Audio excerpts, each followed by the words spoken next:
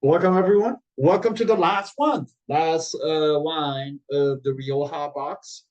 We are, it's the only white in the box, and we're tasting this guy. So, 2022 Muga Rioja Blanco is what we're tasting today.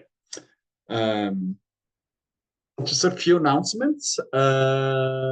Phil mentioned this, but yeah, Wine Prime is happening still the last Saturday of next month. I was hoping to have all the information, have it sent out by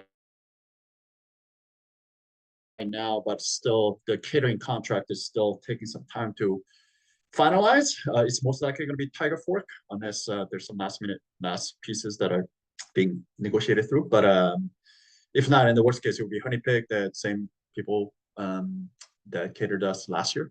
But either way, so it would be either Tiger Fork or Honey Pig, unless some last minute somebody comes in with incredible price and incredible offer that I cannot refuse. But nonetheless, the email will be going out soon with all the details. But know that it is the last Saturday of April. It will be at Development Seed, which is the same office building that we had Wine Prime last year for those of you who attended. 6 to 11, and all of that will be going on soon. So if you're planning on attending, know that it is happening, and then it's happening there. Next Tuesday is the pickup day. Turns out the first Tuesday of the month, next month, falls right on the 1st. So April 1st is the pickup day. So know that oftentimes we don't get started until like the second week, but know that so pickup day is on the 1st. And then we'll get started with the rosé box on the 2nd of April, so next Wednesday, with our first bottle coming through. But that's really the only announcements that I have. Besides that, this is last week. We're giving a little spotlight, so I'm posting it in the chat box. But we're giving 1% of our gross revenue to No One Left Behind this month. It's an organization that our own Allison Hester works for. It's a new job that she started. So if you want to donate alongside 6 Foot Wine Club or have any questions about what they do, the chat links are right there in the chat box. Any other questions? Any questions about Wine Prom next month? In case you haven't heard, next month is going to be Rosé Box. But yeah. So are we gonna have a week off in April, I'm guessing, since there's like 5 Wednesdays? Yes. Yeah, exactly. So April 2nd, 9th, 16th, and 23rd are the 4 Wednesdays. So I will most likely take that 30th off. So there'll be no tasting on the last Wednesday, April 30th. And then we'll pick back up on the May 7th. It's basically what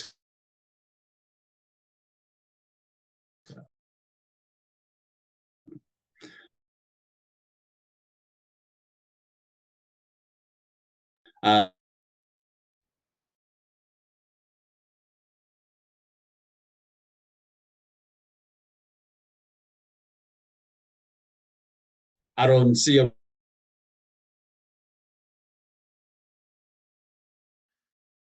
reason to why. Or is it me? I think it must be him. We would skip.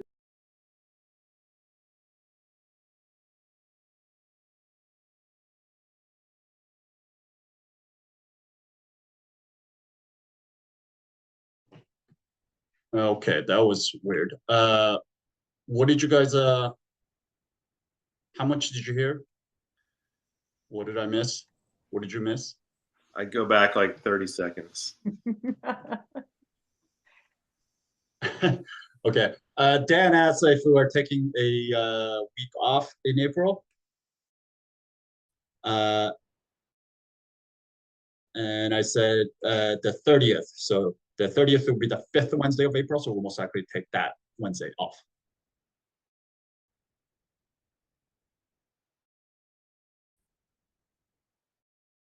Breaking up? Are you guys still frozen? Did you guys catch that? Did you guys hear that? Part I of got the it. last thing. The 30th. But yeah, your internet's real in and out. Yeah, I don't know what is happening right now. It says my internet is fine, but I see the screen kind of getting choppy. But anyways, we're taking the 30th off, in case you didn't know. Okay. All right. Any other questions before we get into the wine? Hopefully this internet will hold up. Woong, is this going to be a pro grinding wine club or a anti grinding wine club? Just asking for a friend. Pro grinding? Sorry, what did you say? Do you not remember last year? No, what are you referring to? What? Oh, okay. Well, if you don't remember, that's good. Wait, what? What am I missing here? All right. I brought a guest who decided that he would be on the dance floor grinding against. Oh, gotcha. Oh, yeah. Totally fine. Yeah, totally fine. He's totally invited. Because I kind of want to tell him he's not invited, but I take it as I mean, that's up to you. If you don't want him there, that's one thing. But on my part, he's totally invited. Yeah, Jocelyn was fine. I was fine. Everyone was fine. So yeah. All right. Any other questions? Cool. Hearing none, let's get into the wine. In case you're just joining us now, we're tasting the only white left in the box, which is 2023 Muga Rioja Blanco is what we're tasting today. All right. Sorry, give me 1 sec. There you go. Let's start with the map. Here we go. Map with Spain. Should look pretty familiar by this point. Spent the whole month here.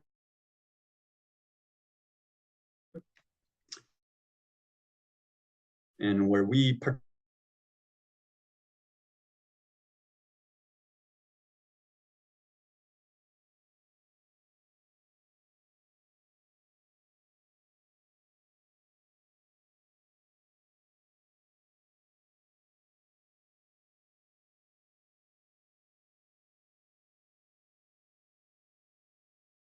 Did he freeze for everybody? Okay. Yep. Lost you again. Yeah, I think the screen share is going to be particularly ambitious. What is happening with my internet? Sorry. God damn it. Let's try that one more time. Okay. That'll work? You guys all see the screen? Yes. Yeah. Okay, perfect. All right. Fingers crossed. Here we go. So Rioja divided into 3 different regions: Rioja Alta, Rioja Alavesa, Rioja Oriental, formerly known as the Rioja Baja. The Rioja Alta here is probably the most well-known. Well, Rioja Alavesa, Rioja Alta, really, but Rioja Alta is known for the soil type. There is kind of calcareous clay, which just means chalky limestone and clay, which is the same kind of soil type that you find in some of the best, quote unquote, best wine regions in the world. Burgundy being one of them. The calcareous clay, that limestone and clay mixture is exactly what you find there, because the clay gives the fruit, gives the ripening to the fruit, and then limestone gives it that backbone, acid, structure, and all of that texture to the wine. And it's the similar wine, the soil type that you find here. The wines that are found in Rioja Alta are oftentimes very kind of, these are the most classic kind of traditionalist Riojas where you're going to find. We're talking about kind of acidity, the structure, most age-worthy. This particular town, Aro up here, is where the entire basically wine industry is built upon or centered around. And in fact, Muga, our producer, the winery is located right here in Aro. Remember last week, or at the beginning, the first week of the month, I talked about how some of the oldest, some of the most traditionalist Riojas, most sought after, most kind of reference bench point kind of Rioja producers are all centered around this town of Aro. is because this is where the Bordelais, the French Bordelais, came here after Phylloxera wiped France out, and they really developed the wine infrastructure here in Rioja, and then they centered it all around Aro, and then Aro connected it through train, railway system back into France, and that's kind of how this whole industry in Rioja started back in late 1800s. And then those kind of centenarian wineries that started in the late 1800s, early 1900s were all centered around Aro. And then the producer that we feature in the first week was one of such producers. And then to wrap it all up, this producer that we're featuring today is also one of those producers, the very old, kind of one of the OGs of Rioja, centered around Aro, that was started in the turn of the century. Rio Alavesa, this is the smallest one out of all three, but it's entirely in the Basque country. Culturally very different here as well, but we're also talking about Tempranillo based red wines here. Similar soil type as a Rio Alta, but as you can see, as you go up in the mountains, it gets cooler. Especially as the vineyards go up on the slopes. The wines here tend to be a lot fresher, has higher acid than other places. Most Joven wines, so the youngest of Riojas, are actually made here in Rioja oftentimes. And you will even see some carbonic maceration being done in Rioja, and a lot of that is done right here in Rio Alavesa. So stylistically, something a little bit different, right? Like we're talking about very classic, old school, age-worthy, really textured and structured kind of a Tempranillo-based Rioja in Rio Alta. A lot fresher, a lot higher acid. Again, these are all saying in general, right? Outliers exist, but in general, a lot of Jovens are made here, but higher acid, much more fresher because it's much cooler up here in Rio Alavesa. And then obviously, as you go down to Rio Oriental, which is the biggest out of the three, this is where a lot of garnacha is grown because it gets warmer down here. Also, the soil type changes from the clay and limestone to a more alluvial soil. And then because of that hotter climate as well as the soil type, the wine that's made here is a lot warmer, a lot hotter, meaning a lot more alcohol, a lot more ripeness. And this is where garnacha usually comes from. So again, in the future, now that you've done Rioja box, if you ever go to a restaurant, Spanish restaurant, and trying to pick out a bottle of Rioja, and then if it mentions whether it's from Alta, Alavesa, or Rio Oriental, I kind of have an idea of what to expect. Again, in general, of course, the outliers, it all depends on the producers. But for today's purpose, this week, we are back in Rio Alta, where we started in the first week, and in the town of Aro. That's exactly where Muga is located. Who makes this wine? So Muga this is actually the winery, the Muga winery here. Very old school, like I said. They were started back in 1932, so not quite as old as the first week's wine was started back in late 1800s. But this is just a little bit later, so 1932. But consider one of probably the most benchmark. They make some of the most expensive wines, Rioja wines that ever made. If you ever heard of name like Prado Enea, Torre Muga, Aro, those are all Muga's wines. Those are all Muga's top premium class wines. A lot of, if you're a Rioja collector, these are all the names that people go gaga over. So particularly Aro, those are only made in certain vintages when the conditions are correct. And they've garnered a lot of 100-point system, if that matters to you. But to collectors who do collect these wines, it matters. And then these are the kind of wines that have come out of Muga. But classic benchmark producer, like I mentioned, these are the family. I could not, for the life of me, identify each individual. I know, obviously, this is like the Don and Donna, the madame and the man of the family, and then their children, probably cousins and all these. But these are the folks, the Muga family, that run it. So in 1932, Isaac Muga Martinez and his wife Aurora Caño established Bodegas Muga, bringing together two winemaking families to make Rioja wine. In 1969, Isaac passed away, leaving his wife and 3 children to run the winery. And today, Bodegas Muga has 250 hectares of vines, and they have their own cooperage on site. By the way, it's pretty common amongst these old centenarian wineries to have their own cooperage. We've talked about the importance of oak aging and barrel treatment. So a lot of these old guys have their own cooperage on site. However, I think Muga proclaims to have their only winery in all of Rioja to have a master cooper on staff. And then they have 3 barrel makers also on staff. So they make all the barrels, including this 5,000-liter Fuja that you see back here. That is all hand built by their master cooper. So pretty cool stuff. Like I mentioned, a very classic producer, deploying both French and American oak barrels with a very extensive aging. A lot of their wines have seen quite a bit of aging. In fact, not only do they age it, they also ferment their wines in barrels. So again, barrel treatment is very, very important here. This is their barrel. This is kind of the cellar. This is one of the many cellars that they have. As you can see, this is barrels upon barrels upon barrels. In fact, they take their barrels so seriously that family travels every year to France and elsewhere, so to America, I suppose, in the late fall to purchase oak for the year.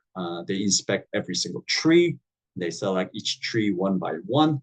And then those trees are then fashioned into staves and then at the winery. And then they're seasoned and aged for several years at the winery's facilities.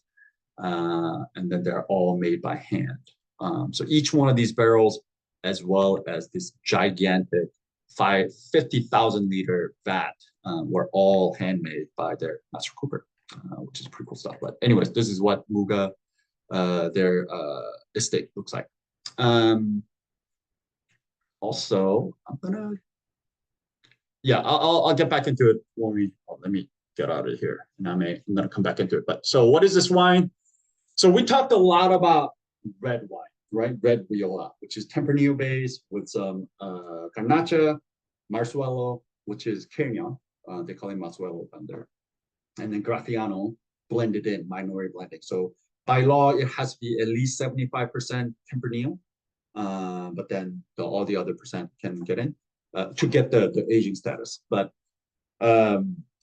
oftentimes people forget that there's also white Rioja being made here. Also, this is a Cava country, so there's sparkling being made here, as well as they make rosé.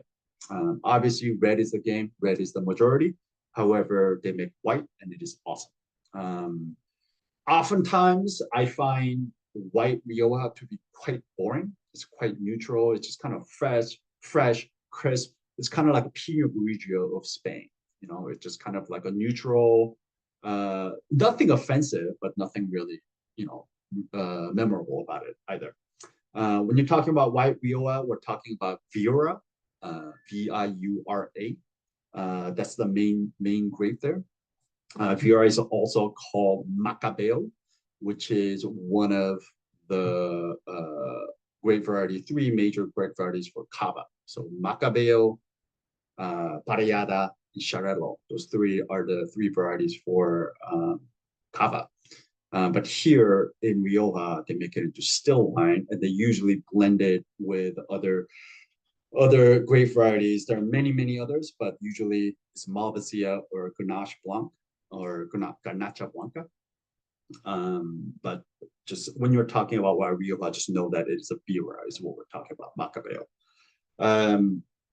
When these white Riojas are aged, again, not all white Riojas are meant to be aged, but in certain vintages made by the right people, when it's aged for a long time, it goes from this fresh, crisp, you know, slightly aromatic, kind of a neutral white, to this textural, round, like ton of body and layered, super savory white. So when it's aged Rioja is a rarity. It's a very small amount makes it out there into the market, and when it comes out, it gets gobbled up like a Gran Reserva white Rioja gets gobbled up so quick, just because not only was there a very small amount being made, it's a very rare thing to see, and people because it's just such a unique kind of style of wine.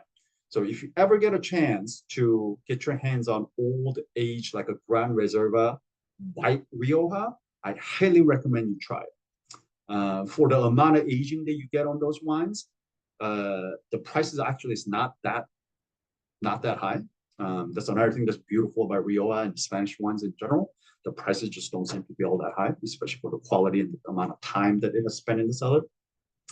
But I'm gonna see if I can get us some Gran Reserva Rioja. That was my goal at the beginning, to see if I can get enough to have it in the box. But one, there's definitely not enough going around to put it in there, and two, the budget wise, I just couldn't make it happen. But I'll see if I can get a few bottles, if I can find any, and I'll feature on Case Club. But if you guys never had white Rioja, aged white Rioja before, it is worth trying. Especially for those of you who are like, I'm a red wine drinker, I don't drink white wines. I highly recommend you check out white Rioja, aged white Rioja. It is a beautiful thing. But anyways, so what is this wine? This is a 70% Viura, 20% Malvasia, 10% Garnacha Blanca. 65% of those fruits are all estate fruit, meaning they grew it themselves. The rest come from a leased vineyards. Again, grown all on calcareous clay, that limestone clay mixture that I talked about earlier, and some of it on alluvial soil. All farmed organically, but not certified. They give it an 8-hour maceration in a pneumatic press, meaning if you ever go to these if you look at these modern pneumatic presses, they basically throw all the grapes in there, and then inside there's this air, basically bladder, and then basically put air in it, and then this bladder goes out, blows up, and it presses all the grapes against each other and against the outside body, and then that's how you press it up. Oftentimes you can build in a function where they kind of press it so the skins pop, and then you just kind of leave the juice, the must on the skins for a little bit, just give it a skin contact. So that's what they're talking about when they say 8-hour maceration in a pneumatic press. And then it is all spontaneous fermentation. Fermentation is 60% new French oak barriques. I doubt that, honestly, given that, like, to me, there's definitely some oak influence on here, but 60% new oak does not seem right to me. But at least the text sheet says it was fermented in 6% new oak French barrels, and then large open top vats. Then after fermentation is complete, it is further aged for 5 months. Sur lie, meaning it just sits on the lees, with batonnage, which is, stirring of the lees that builds up kind of the textural thing, builds up all the savory kind of a thing in the wine, in the fermentation vessel itself, which was the French barrique, the barrels. It said the red wines there, the Muga, are all fined. They make a huge point to point this up. But the red wines are fined with egg whites. I don't know if the white wines are fined as well, but at least the red wines are fined. But I wanted to show you, because they had this video. I found this video, just kind of show you, because we've talked about this idea of filtering and fining, right? Filtering is a physical way of removing particles out of the wine, and fining is a chemical way of removing things out of the wine. So oftentimes what you're trying to find out of the wine are the proteins. Because the protein that's produced during fermentation kind of clouds the wine. So by fining it, you get this wine that's very clear, has very translucent, and all of that, but it also takes out a lot of flavors and other things. So in the world of a quote unquote natural wine, the filtering and fining is something that we kind of look down upon, or we don't want it. Like, there's nothing taken out, nothing added. It's kind of our motto here, right? But with the red wines, at least Muga, they fine it. With the white wines, I don't know if they did it or not. I would assume that they did too, but I don't know. I mean, this wine doesn't look super translucent, but anyways, I found a video of them showing how they do their egg white fining. So this is essentially what they would do to fine the wine.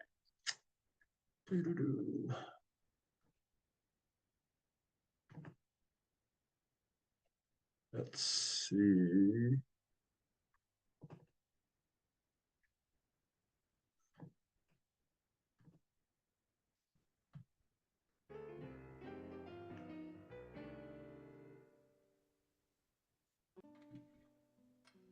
month before Muga bottles its wines, a traditional method of filtering with egg whites takes place. This unique procedure is one that few wineries follow.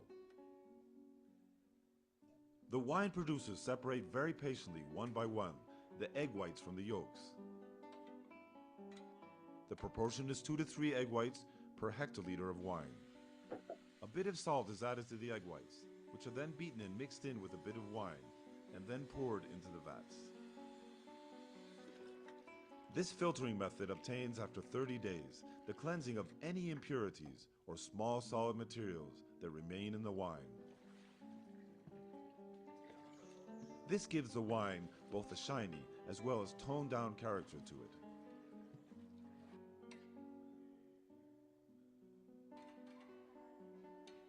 There are many different filtering methods, yet without doubt, this respects the wine the most.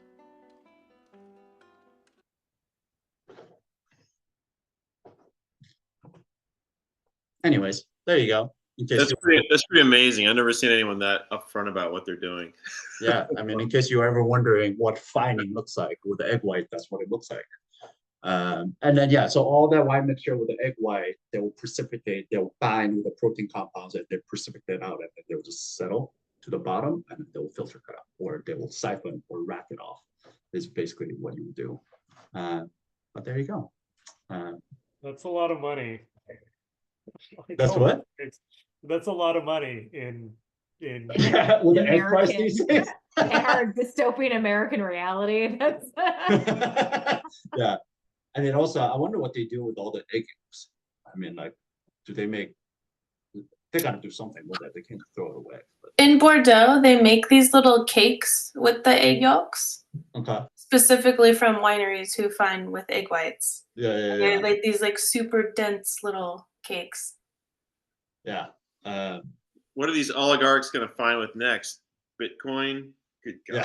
Yeah. Bitcoin find wine. Oh, imagine the possibilities. Anyways, there you go. Yeah, I haven't seen that one. So when I found it, it's like, oh, this is cool. Gotta show it. Just in case you're also wondering, so the white Rioja aging level is a little bit different from red. It's not as extensive as red. So just as a reminder, or as a review, red wine, Crianza is a minimum of 2 years with a 1 year in barrel. Reserva is a minimum of 3 years with a 1 year in barrel and 6 months in bottle. And Gran Reserva is a minimum of 5 years with 2 years in barrel and 2 years in bottles, right? And then with the white and Rosado, so Rosé and the white Rioja, we're talking about Crianza, which is 18 months, Reserva being 2 years, Gran Reserva being 4 years, with all of them with a minimum requirement of 6 months in cask. And then rest of it can be in cask or in bottles, but at the minimum, 18 months, 2 years, and 4 years for Crianza, Reserva, and Gran Reserva for whites and rosés. So not as long of aging, but oftentimes, again, the producers will go far, far beyond that minimum aging period. So yeah, that's what we have here. Any questions about the wine? This might be a dumb question, but if you're allergic to eggs, would you be allergic to wine? That's fine with egg whites. So this is the whole thing. This is the whole argument, right? Like there's also that isinglass, which is made from fish bladders, which is also a pretty common fining agent in the wine industry.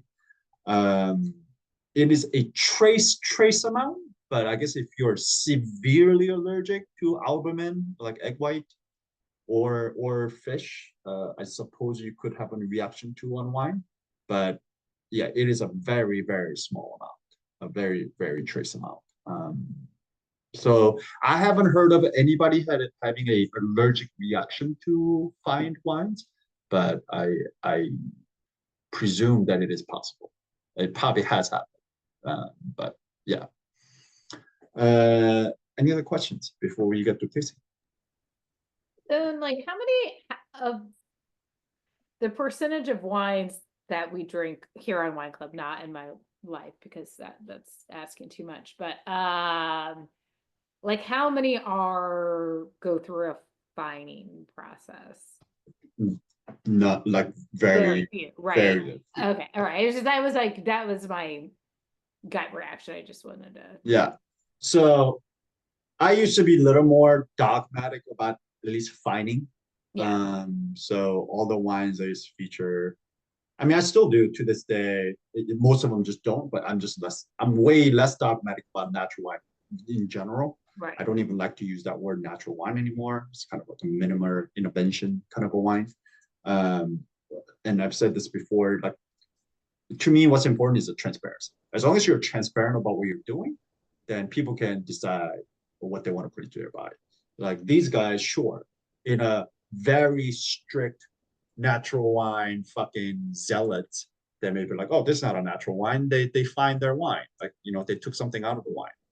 But I don't see it that way personally. But you know, each to their own. But the fact that they disclose that, Right. they're telling everybody they're finding their wines. This is exactly how we find our wines. Like to me, that's fine. Like that's as long as I know, like I can decide whether I want to drink that. But to answer your question, 99% of wines that we feature on this wine club are unfiltered and unfounded. Right. Yeah. That's what I thought. Any other questions?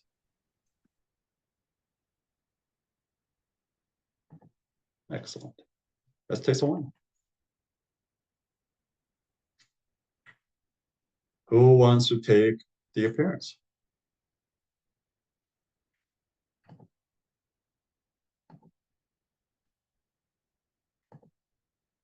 Come on.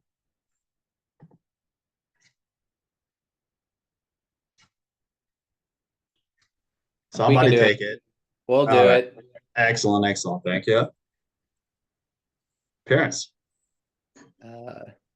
Clear. Yeah, Clear this as wine can is be. clear.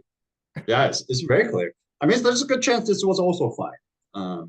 But they didn't say anything about whites. They definitely said something about definitely for their reds, but yeah, it's very clear for sure. Intensity.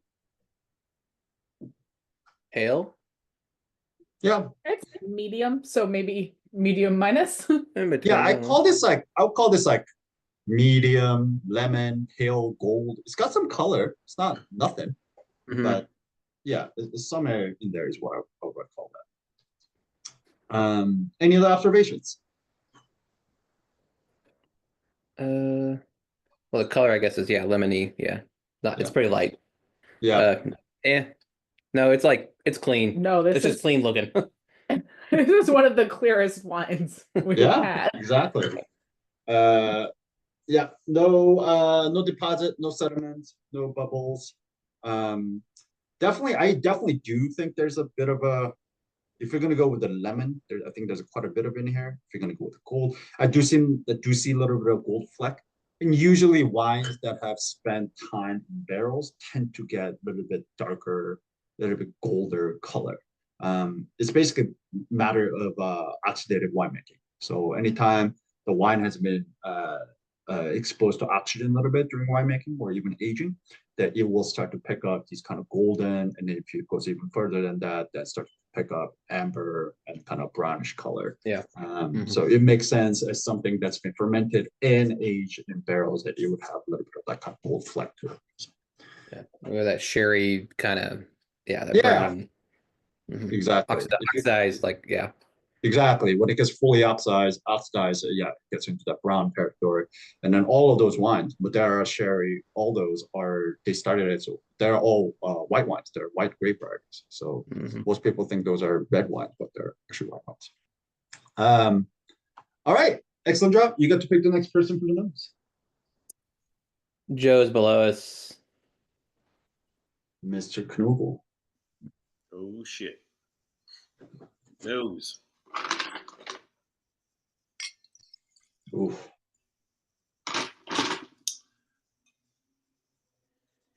Very clean. Very clean, very sound. Yep. Intensity. I call this medium plus. Like I get Yeah. this Yeah. like way off the glass. 100%. Like I'm all the way up here. Like I almost want to get to like this is a borderline pronounced for me. very expressive, very, very intense, concentrated. And mine's even like pretty cold right now, and I'm still getting into that kind of like meets the nose, but mine's like rocking pretty fast. Yep. Oh, what do you get?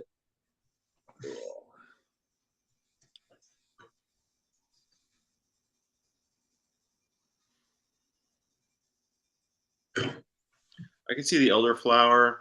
Yeah. Like those kind of like whitish white flowers. Totally. No, yeah, no, I am totally with you. Like that white yeah. kind of elderflower, jasmine, kind of a. There's a layer of like a pretty floral kind of a thing going on here for sure. Probably like apple, like those yellow. What are those yellow apples? Yeah, I get like a yellow apple, pear. Yeah, for sure. Not quite pear, but like yellow apple. Yeah. I feel like you have to say lemon. If you don't say lemon, you're Yeah, fine, right? I mean, as I've been taught, if it's a white wine, just go with lemon. It's an easy point. But yeah, definitely. But I do get lemon. Like it's just not for a testing reason. I could do some zest too. Yeah. I made some zest. I did some zest for the first time like a year last week. So now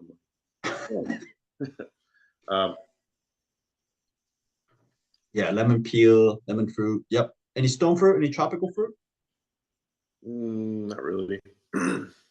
Yeah, me neither. I don't get much stone fruit tropical. To me, there's definitely just a citrus green, floral, all of that up there. Any red, black? No. Nope. Nature of the fruit?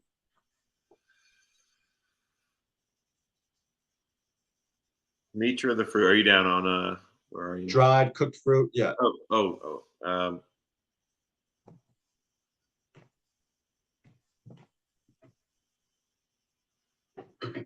I wouldn't call it cooked at all. Yeah.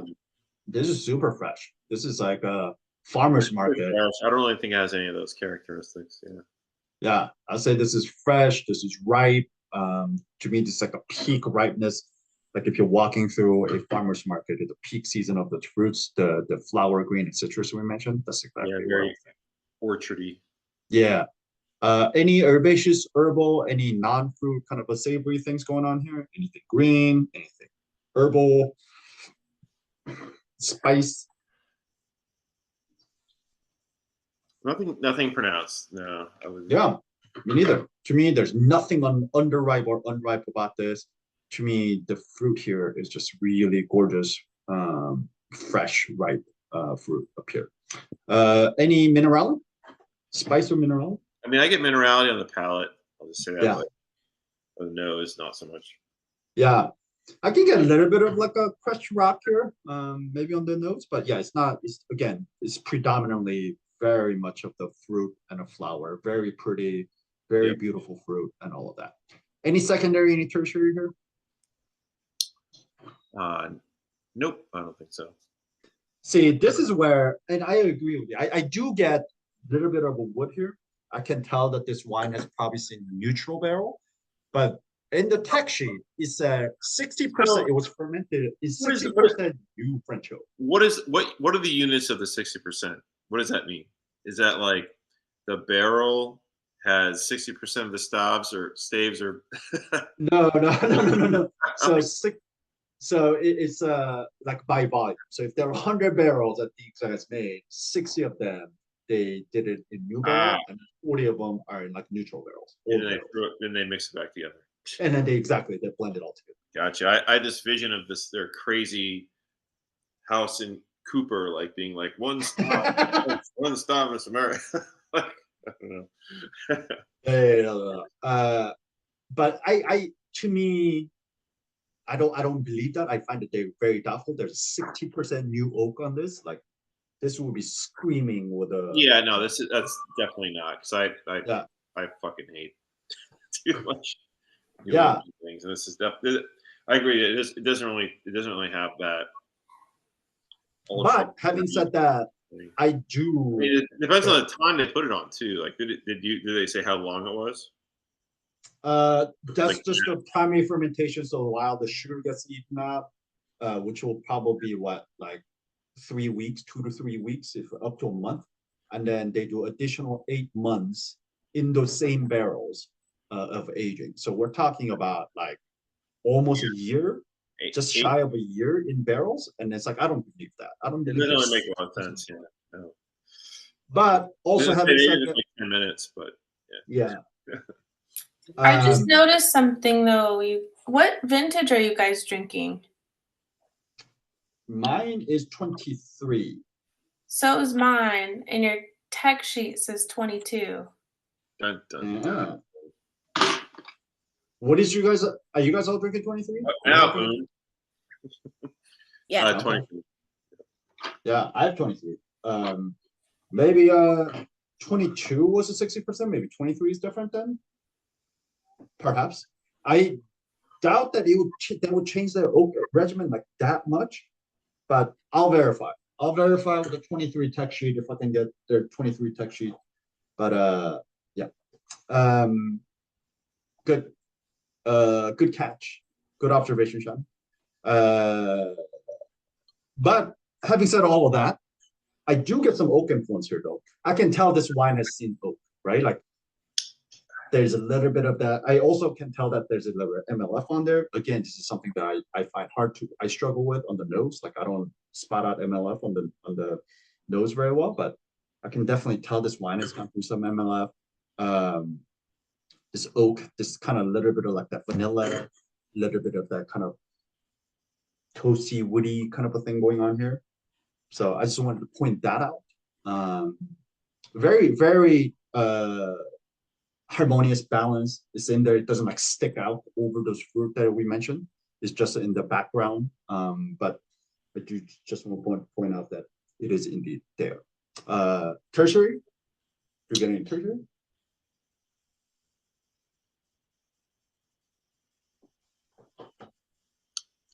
I don't think so. Yeah, this one is way too young. 23. Yeah, it hasn't seen enough bottle age to kind of develop any of that. Cool. You get to pick the next person for the palette. I will go with Jamie, who's at the right hand corner of my screen. Jamie Heron. Gosh, am I supposed to be paying attention yet? Now you are. Now you are. Oh, where are we? All right, let's do the I'm palette. only here for the after tasting chat, not for this. Well, you got picked, so What are you we gotta go what are with we doing? I just poured Alright. my glass and only had a sip. perfect. We're doing the palette. So take us down from sweetness going down to That is Walk it not through. sweet. let's start from the top. Yep.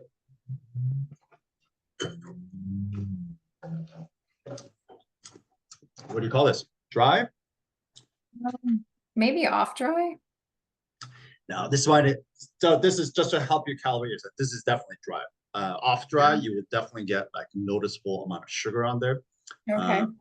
90+% of the world wines not produced in the sweet. world are dry. Yeah, this one is dry. This is dried out fully. And then acidity. But I would say high. I really don't pay attention to this part of this club. I mean, it's interesting, but I'm not here to learn people. I'm here to be social. All right, well, you're here. You're gonna go through it, and I'll walk you through it. Yeah. And you're I'm gonna absolutely learn right. something today. Acidity here for a white wine that comes from such a warm place, continental climate, I'll call this medium plus, bordering on high here. I mean, acidity is here. The fact that this wine has this much ripeness, this much ripe fruit, and still be able to maintain this much acidity, it is just a testament to the impeccable farming that these guys do. But yeah. All right, tannin. Obviously, we don't have to talk about tannin because it's a white wine. Alcohol. What percentage do you think this wine is? I don't know. How do you even tell that? So when you either spit the wine out or you swallow it, so feel for the warmth in the back of your throat.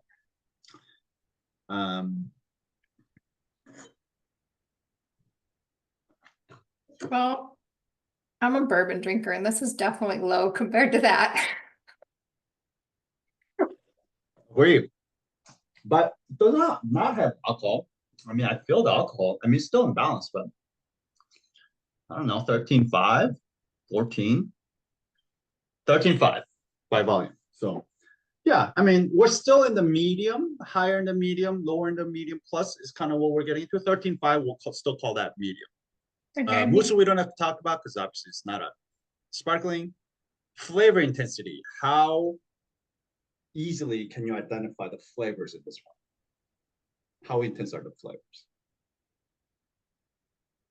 I think they're on the higher side, like maybe medium plus. Yeah, agreed. I'll call this medium plus. Like it or not like this wine does not lack intensity, both on the nose, both on the palate. I'll call this medium plus. And this is where you kind of confirm everything that Joe called out, or if there's anything else that speak out at you. But, This is where I wish I'd been listening at the early part of so, class. Okay.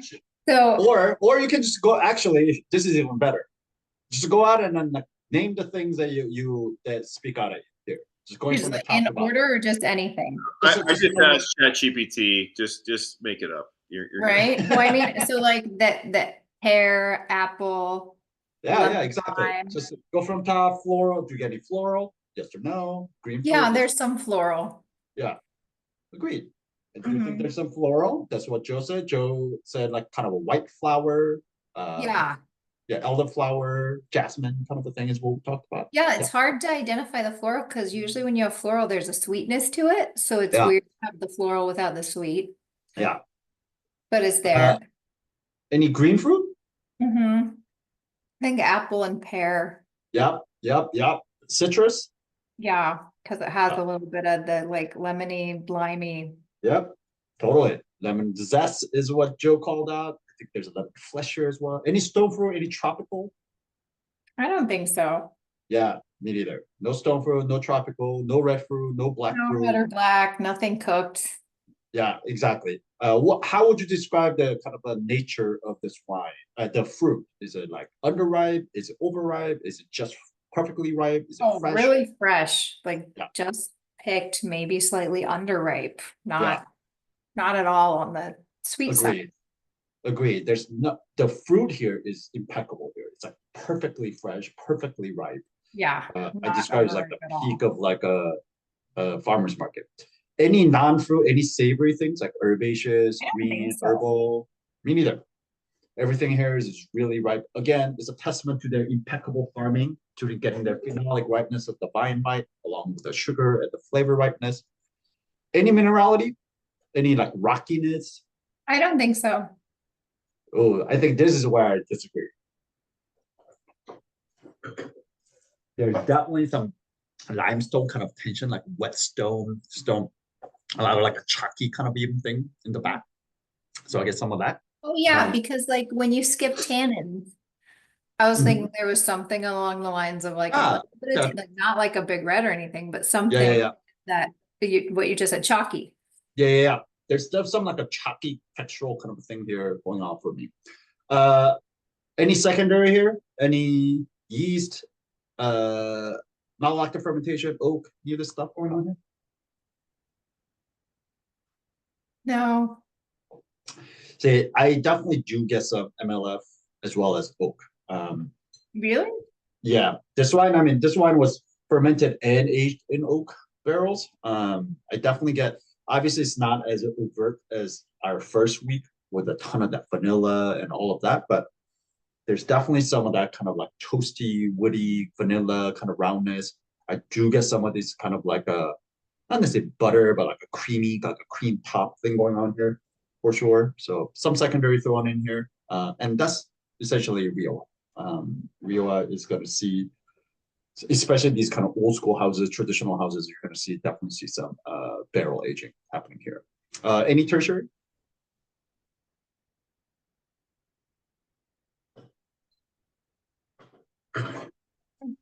Well, like maybe like kerosene. Kerosene. As I read through, like that chalky, like has a. Yeah. There's definitely some like. Yeah, I think that's the minerality thing. I definitely do get minerality. Actually, now that I've said it, I think it was like hiding beyond all that fruit and all of that kind of like. Yeah, it's kind of like as you swallow, like as it leaves your tongue, you get a chalky like. Yeah. I don't know, maybe kerosene, like something a little more potent. Chalky, But this is usually developed when the wine's been aged in bottles, and this one is way too young. It's 2023 to have any kind of like bottle aged flavors come through. If you are getting any of that kind of kerosene, kind of like smoky kind of a thing, is probably the function of either the minerality or some of the oak things that are expressing itself to you that way. But yeah, so but in terms of first and secondary, primary and secondary, outside of a minerality, I mean, you said you got to get the same with chalk, but you pretty much got everything that Joe pointed out. So, right on. All right, finally, the length. How long do the flavors last? Oh.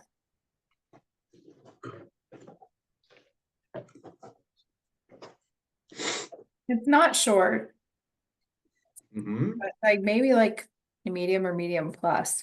Yeah. Yeah, I get hit with that primary, the beautiful flower, fruit, and then the secondary, all the barrel stuff comes in here. And then it finishes off with all the minerality at the end. I also do get a little bit of salinity here, a little bit like a little saltiness.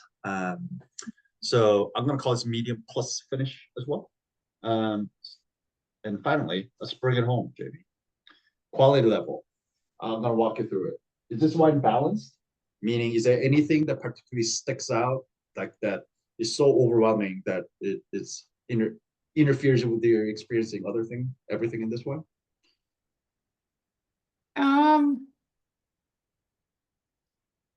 I mean, I think the intensity for a white wine it jumps out, but I think that you've described that as like being high quality. Yeah, that's a good thing, right? Like, I mean, it's not necessarily, I'm talking about like, that's a particular flavor, particular structural component, like acid or alcohol, anything that is so out of its place, seems out of place. Oh, no, not misplaced. Yeah. So I said, this wine is balanced. Yeah. Intensity, we called it medium plus on the nose. You called it medium plus on the palate. Yeah. But complexity, we call flower, green fruit, citrus fruit, minerality, and then the secondary of oak, MLF, some of that thrown in there. So what would you call the complexity level? I think it's pretty complex. Yeah, they got layers going on. There are different things, not just the fruit, but there's secondary going on. So I'll call this like high end of medium, low end of medium plus. And then the length, we called it medium plus, right? So when you kind of look at all of that, this one is balanced, medium plus intensity, medium to medium plus complexity, and then medium plus length. When you take an average of all of that, we're kind of landing in medium plus, right? Yeah. So when that is all medium plus, we're going to call it very good. Yeah, so we're going to call this very good. Now, would you age this wine? I have no idea. I mean, I did hear you saying that some of these are aged and like wonderful, but that's so in order to age the wine, there are two things that have to be in place, which is structural component and the flavor component. And each one of those divided into two subcomponents. So for structure, we're talking about acid and or tannin. This is the white wine, so we're not talking about tannin. We're talking about acid. What do we call acid level of this thing? What do you call acid level of this thing? And medium plus. Right, medium plus. So it's got a pretty decent backbone. So the flavor component now, we're talking about intensity and complexity. Intensity-wise, we call it medium plus of the nose, medium plus of the palate, as well as a complexity, we called it medium to medium plus complexity. So it kind of possesses all the things that you want of a wine that could age, right? It's got the intensity, it's got the complexity, and it's got the backbone. And especially knowing how well Rioja can age, these are the kind of things that can go on for a while. Given this is a young Rioja, so it's not, it hasn't seen as much of a barrel aging as a Reserva or Grand Reserva, and those things can go on aging for decades. I mean, there are Grand Reserva out there, white Rioja that from like 1980s and 1990s that were popping up now, and they're perfectly drinking just fine. So it's not meant to be going that far, but given what we have, I think this wine can go easily 5 to 8 years, easily, if not longer, is what I would say about this one. There you go. Well, for the first time doing the tasting, Fred, on the call. Good job, Jamie. I did it once before. It was years ago though. Well, welcome back in. And I haven't paid attention since. All right. Excellent. There you go. So there you have it. Any questions about the wine or disagreements about the wine or anything? Oh, also now I'm seeing Shannon found the tech sheet. Manual harvested, crushed, destemmed, undergo gentle maceration of the skins and the must in the press. The fermentation is in oak vats of various sizes, French Nevers oak cask with a very light toast. Once alpha fermentation is complete, it remains in cask for 4 months, with twice weekly lees stirring during the first month, so once per day in the final month, in order to keep the fine lees in contact with the wine, protecting it from oxygen, providing a smooth mouthfeel and complexity. So it doesn't tell us how much it is a new oak. Again, I'm willing to bet that most of it is a neutral oak, especially for a young Rioja. I can't imagine that they would have deployed that much new oak casks. And new oak casks are expensive. So those are usually reserved for Reserva and Grand Reserva. But again, this is also Muga, so they have the money. So maybe they did. But even just on the palate and the tasting it, to me, there's not a huge amount of new oak. There's definitely oak here, for sure. I'm not denying that, but I don't know if there's as much as a 60% new oak that the tech sheet that I had for 22. Yeah, that's why I was thinking. It was like the time they did it. It's kind of like, maybe yeah. I'm willing to bet it's 60% perhaps neutral oak. Even that I feel like is less new oak there. But anyways, all right. Any questions? Yeah, I have a question. What's Again, in the first week, you showed us that these fellas had a huge train and shipped wine to in those giant barrels to France. Mm-hmm. Did they sell it as French wine then? No. It's all sold as a Spanish wine, but yeah, they just didn't have any wine being made there because of phylloxera wiped them out. But it was still sold as Spanish wine. They had to find a new place to go grow grapes, and then they found one right across the border on the other side of Pyrenees. So that's where they went. Any other questions? Excellent. Did you guys like this one?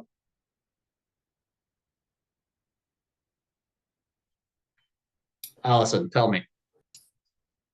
I don't dislike it, but I think I really don't like oak very much. Or maybe just with, I don't know.